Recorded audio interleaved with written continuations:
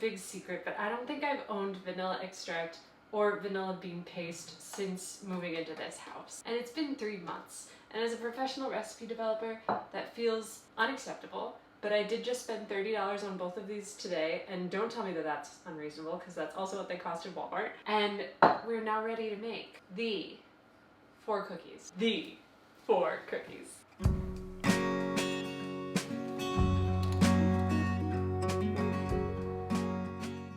The 4 cookies I'm talking about, I'm so glad you asked. Because the last time these 4 cookies were in a room together, it was a dark day. And I'm talking like it was a dark day emotionally for me, because it was difficult to get this shot because it was literally a dark day. We had, I think, 2 hours of sun and the rest was clouds.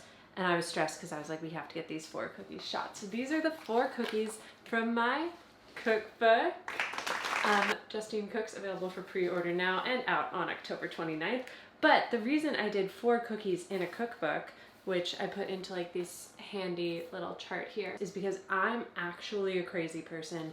And every time I'd see a recipe for the best chocolate chip cookie or the best brown butter chocolate chip cookie, I was like, you can't make such a claim when everybody has such a strong chocolate chip cookie opinion. Everybody likes a different one. I personally like the ones that are really thick and basically a scone. I know a lot of people who like the ones that are really thin but fudgy in the center. I know the people who like crispy cookies. I know you well.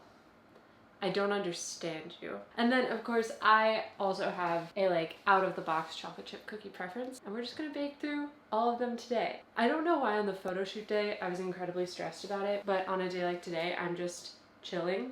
I think it's because I have gained delusional confidence. Don't know where it came from, highly recommend it. So yeah, this might be an organizational nightmare, but let's get started with cookie number 1. Of the 4 recipes, 2 of them use brown butter. So I'm only gonna brown the butter once, because this is now the 3rd time we're doing this and talking about its unnamed theme song. But we're gonna start with Brownest Butter Darkest Chocolate, which uses entirely brown butter. This time around, to keep things fresh, keep things interesting, I'm using a small saucepan to brown the butter. The thing about saucepans is it will take a little bit longer for your butter to brown because there's not as much surface area for the milk solids to get all toasty, roasty. But you can also keep it on low heat and not pay as much attention to it. So saucepan or sauce pot, 1 stick, 113 grams of butter. A few minutes on the sauce pot, and it's this really nice, deep, caramelized brown. I like to, especially with cookies, push the brown butter way past the normal browning that you normally see, so like a deep, dark, almost coffee-like caramel. If it looks like stale coffee, you're on the right track. But it smells much better than stale coffee. Now, there are multiple ways to cool down brown butter. I usually go the slowest way, which is I just put it in the stand mixer that I'm gonna mix the cookies in, put that in the fridge, and let it chill for like 2 hours. That takes some time but saves you some dishes, and it's only if you like know you're gonna be making cookies in a few hours. But then I have friends who are professional bakers and they need their brown butter cooler much faster, so they do really smart things like put it on a sheet pan so the surface area is really big and like mix it around there. I have a totally different method where I put it in a tin, this is tin, or glass bowl because those conduct coolness the best, and then put them in a bath of ice water and mix it and continue to mix, mix, mix, mix. And if the surface area is big enough, the brown butter will be solidified in about 2 to 4 minutes. And really the only reason the butter needs to be solid in this cookie is because of how the sugar and butter acts together. So when you whip sugar together with butter, brown or normal, what happens is the sugar crystals aerate the butter because they're reacting together under the pressure of being whipped. So what that does is that is whipping air into your cookie dough. You're like, that sounds not possible. Wait till you see the dough when we go from just sugar and butter to sugar, butter, and egg. It visibly lightens in color and changes in size. And that just takes a cookie texture that could be very flat, a little bit mealy, a little bit grainy, and makes it that fudgy, dense, brownie-like cookie that you want. And the cookie has like that better uniform texture. This is where I keep my stand mixer. I don't regret it, but it's like, I do know eventually I'm gonna throw out my back going from there to there. Our solid brown butter goes in. It got very solid. I'm so sorry, the plug is behind you. Now, I pretty much have this cookie memorized because whenever I need to make a variation on something, it's like this brown butter cookie is my base. But I'm not going to lecture you on a scale this time. If you need conversions, a lot of websites have conversion charts, and I have conversions and cups in the book. It's going to be 110 grams of granulated sugar, which is my standard metric for 1/2 cup. And then 70 grams of brown sugar. I like to think 200 grams is 1 cup. Okay, perfect. And if you over pour, if you need to scoop a little out, it's not the end of the world, just scoop it out. And we're going to use the paddle attachment and mix this until it's the texture of sand. Then we're going to add 1 egg. The larger the better. 1 teaspoon vanilla extract and 1/4 teaspoon of coffee. And we're going to whip this until fluffy. And I did that shot there where I didn't move the camera because I wanted you to see how it goes from dark and grainy to visibly lighter, visibly fluffier, and almost like a whipped cream texture. And what's happening there is it's the protein from the egg, the sugars aerating the butter, and everything combining and emulsifying. Cookie doughs and cakes are also emulsions, just like salad dressings, which I think is pretty cool. And you saw I added coffee grounds, and that's because every cookie needs a secret ingredient, and coffee grounds give this a smell that's kind of like cookies and cream. You won't trust it until you try it, and with the vanilla extract, it just makes this like the best brown butter chocolate chip cookie you've ever had. Even though I said at the beginning I don't believe in that, but with this one, I believe. And then 150 grams of flour. I measure a cup as 140 grams of flour. A teaspoon baking powder. And 1 teaspoon Diamond Crystal kosher salt. I hit the cabinet every time, which is a design flaw, but I didn't design this place. I just bought it and paid an exorbitant amount of money for it. We're gonna mix this in on the lowest setting. As long as it's the lowest setting and you stop it when it's just combined, you don't have to worry about too much gluten being in there. And I don't like mixing by hand because I'm lazy, and there's another cookie that's gonna make me mix by hand. And you wouldn't make me mix by hand more than 3 times in one video, would you? Of course you wouldn't. This dough should look nice and a little bit wet. Oh! This dough should look nice, a little bit wet, a little bit whipped, kind of like gelato that wouldn't melt. And then just mix in 3 ounces of any kind of dark chocolate. Brownest Butter Darkest Chocolate is done.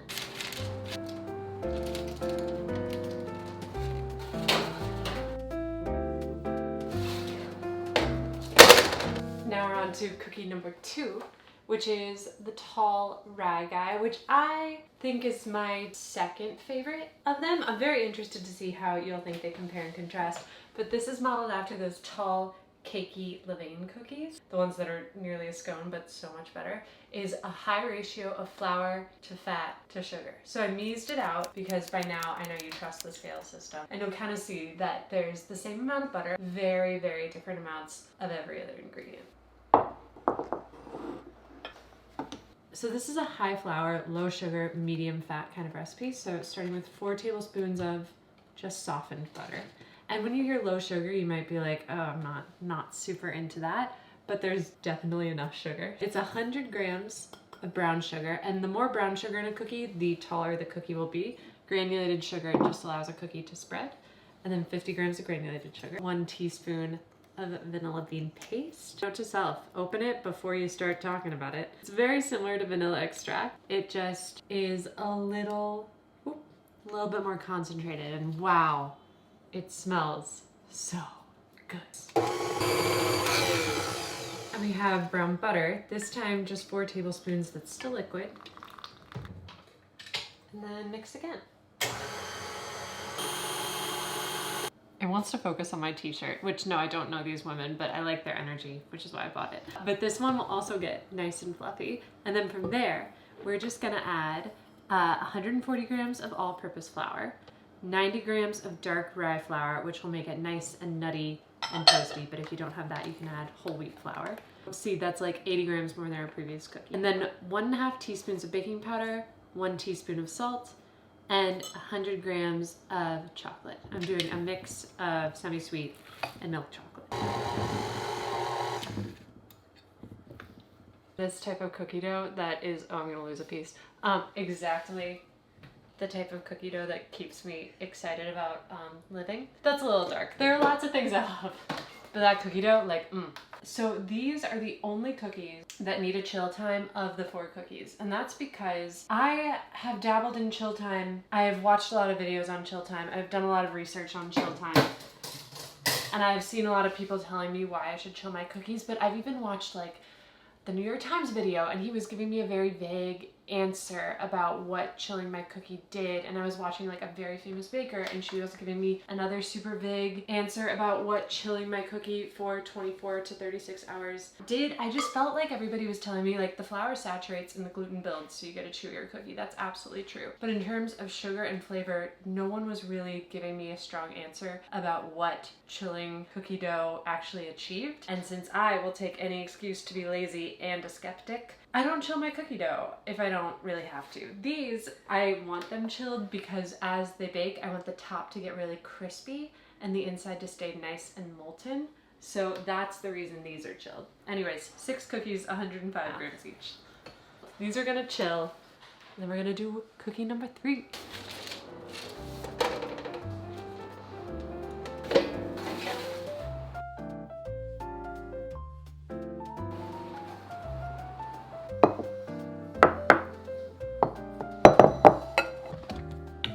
Now for cookie number 3, I'm switching up the angles because I'm bored. But for cookie number 3, we're gonna give our pour stand mixer a break because all you need for this one is a bowl and a little whisk. Cookie number 3 is the extra thin, extra crisp for those of you that are sociopaths. Just kidding. I think crispy is good for dunking. Crispy is good for having. I developed it for you. I didn't develop it for me, but it's still pretty good. And what it is it's a low flour, high sugar cookie. So it's really sweet. It gets like a crinkly edge and you can do it in your sleep. So we have melted butter that's not brown, and that'll be the first step. And then 80 grams of granulated sugar, 80 grams of brown sugar, and a teaspoon of vanilla extract. And make sure to get all the sugar clumps out. That'll be important. And mix really well so that it doesn't feel separated anymore. It will feel separated right away. You'll see the butter like kind of on the edges, like a little oily. If you keep mixing really well, it'll turn into this really nice, thick paste. And that's when you know it's time to add just 1 egg white. We've been over this before. I really hate separating eggs from their families, aka the yolk and the white. But there's always, you can cure this egg yolk, you can use it in tiramisu, you always have options. And what adding an egg white instead of a whole egg does is it still is minimizing the fat content in the recipe while still giving the cookie moisture and structure. We're not using the yolk, so there won't be that fattiness there, so that the cookie can turn out really crispy. And then from there, we're gonna add 120 grams of flour, 1 teaspoon of baking powder, 1 teaspoon of salt, and 3 ounces of chocolate. And of all the doughs, you might have noticed this is the one that's definitely like the most wet, to which I say yes. And that's because there's not a lot of flour in this because we want the cookie to bake out super flat with nice crispy edges. But that means this is a good one. Sorry, there's a plane going by. Whatever. That means this is a good one to chill if you don't feel comfortable scooping them out into dollops just yet. The flour will just absorb some of the moisture from the butter. It won't really change the final bake. And you're totally cool to do that. And with that, we're gonna go to cookie number 4. I'm baking them all at the end. I think I came to that decision in the middle of filming them all. But if I bake them and like edit it properly, then you're gonna watch us bake these.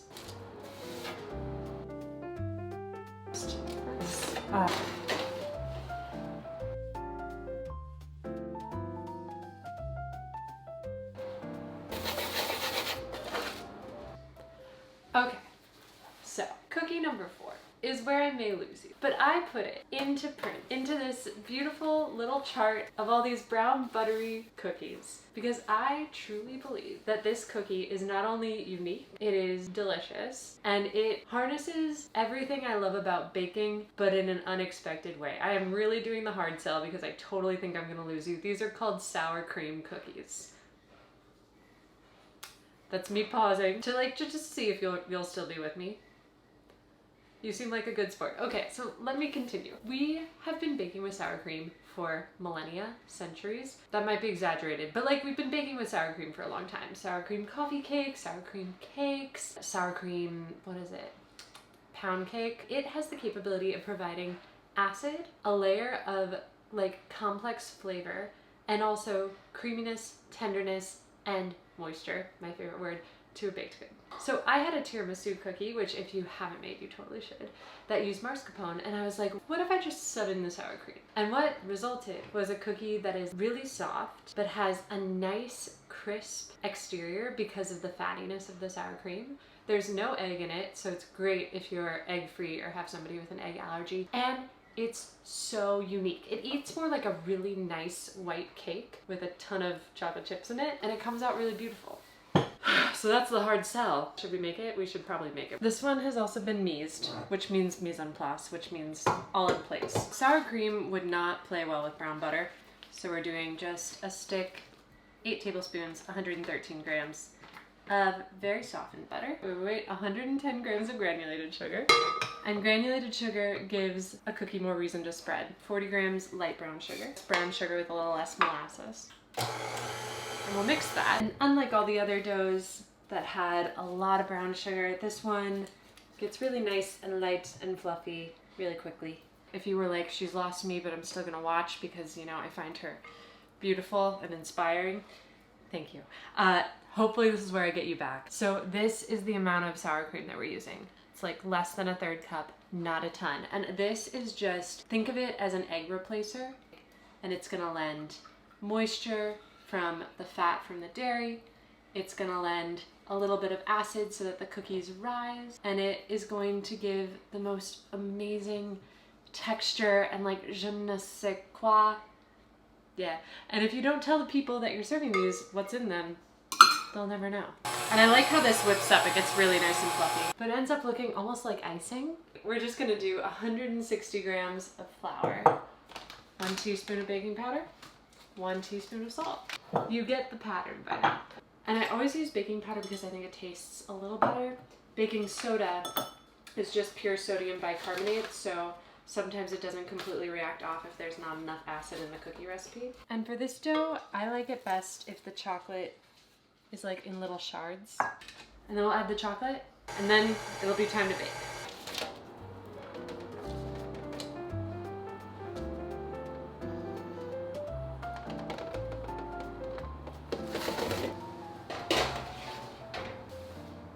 Hey.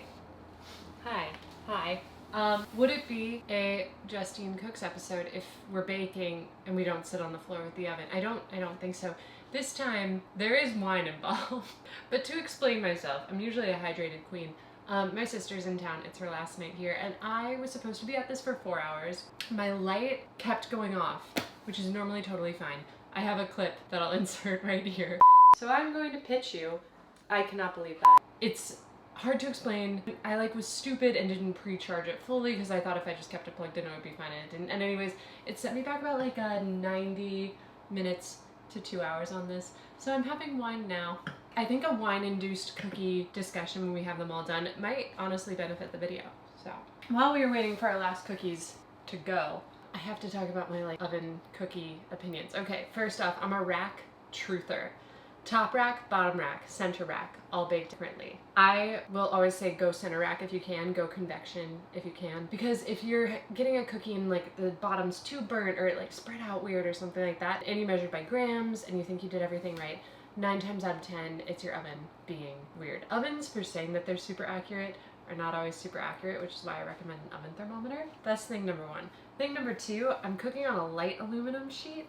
I used to cook on these dark green aluminum sheets.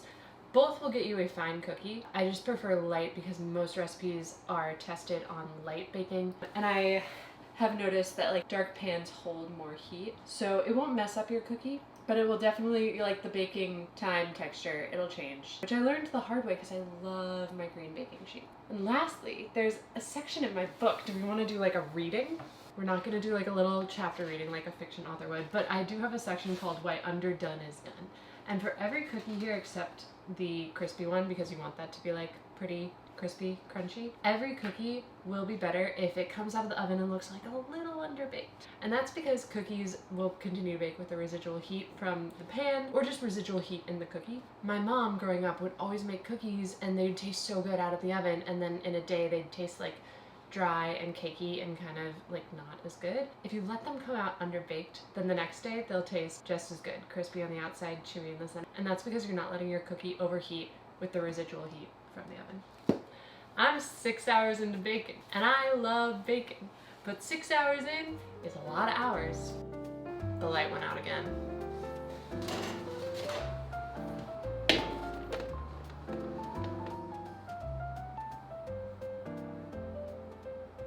Okay, I think it is so funny that with this tray, I'm essentially recreating this photo from my cookbook, but my food stylist did it better. She knows she did too. But here are all the individuals in their glory. The tall rye guy absolutely steals the show, but we have tall rye guy, beautiful, very thick, but like Levain thick, you know? And then we have thin and crispy.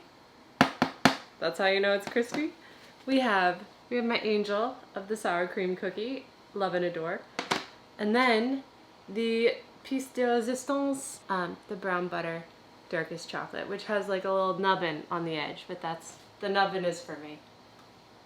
There, now it's a perfect circle. Okay, let's have them all. And then I'm gonna bring my sister in, because if you're gonna visit my house, you have to be my YouTube. Whew. The thin and crispy is crisp. Let's go backwards from what we did. We have Brownest Butter, darkest chocolate. You see how it's fudgy in the center? It's because we let it undercook just a bit, but it's like crispy edges, fudgy center. You're essentially eating a brownie cookie, but it's like a chocolate chip cookie. Okay, and then tall. Whoa, whoa, whoa. Even my fingers can't handle this. Tall rye guy. Come on. Levain could never. And then extra thin, extra crisp. And I know I made fun of you guys for liking this one, but there's something nice about it being cooked uniformly throughout. You know, it's just a good cookie. Takes no work. Lastly, the sour cream, which, again, think of it as a sour cream donut. Thank me later. It stays soft for days, and I just